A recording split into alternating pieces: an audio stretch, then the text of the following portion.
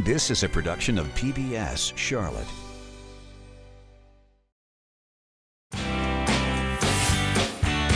Red Ventures. From the outside, it looks like a small college campus with buildings popping up all over the place.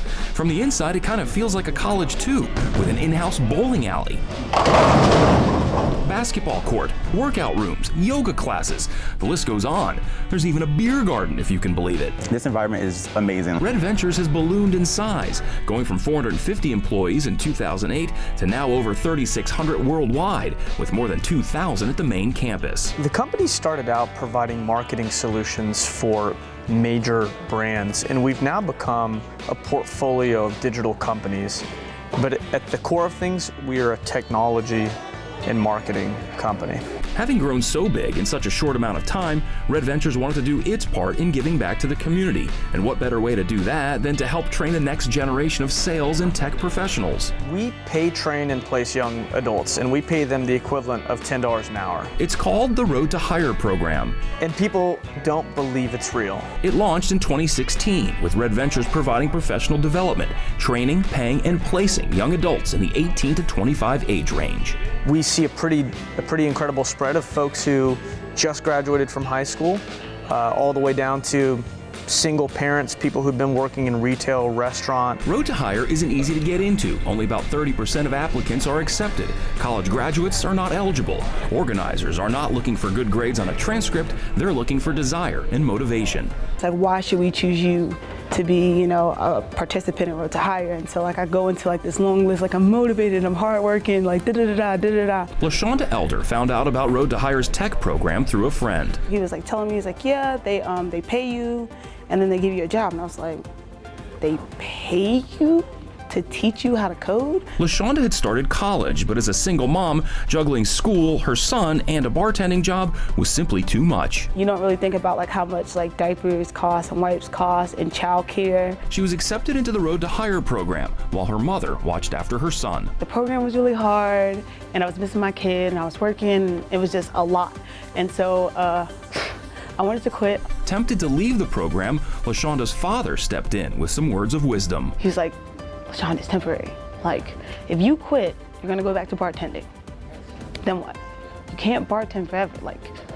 You don't have health insurance. What are you gonna do? She stuck with the program, graduated in 2016, and was hired by Red Ventures full-time as a front-end developer. People have went to college for 4 years, they're in debt, and they do what I'm doing, and I went to a program for 4 months. I don't have any college debt. The tech program teaches as many as 8 different computer programming languages over an intensive 6-month course. There are about 17,000 missing tech jobs in the state of North Carolina. The median wage for a software engineer in North Carolina is $100,000 a year. And folks don't require a college degree. Malik Robinson is another Road to Hire tech graduate. He didn't grow up with a ton of stability, at one point living with his mother at the Charlotte Women's Shelter. With minimal money for college, Malik was working as a hotel receptionist when he filled out a Road to Hire application. Because I wanted them to know my story, and I wanted them to know that I really felt like I deserved this. He was able to survive the rigorous training program. Very intense. And ultimately land a full-time job with Red Ventures. I know for a fact that if it wasn't for the program, I would not be where I am today or who I am today. So Rose, whenever you're taking the first opportunity to meet with someone, what are some things you want to remember when getting prepared for that meeting? Manny Foster teaches sales for Road to Hire. Why should you include your takeaways from the meeting in your thank you note? He can relate to a lot of the students he teaches. My mom was 15 when she had me. My dad was 17.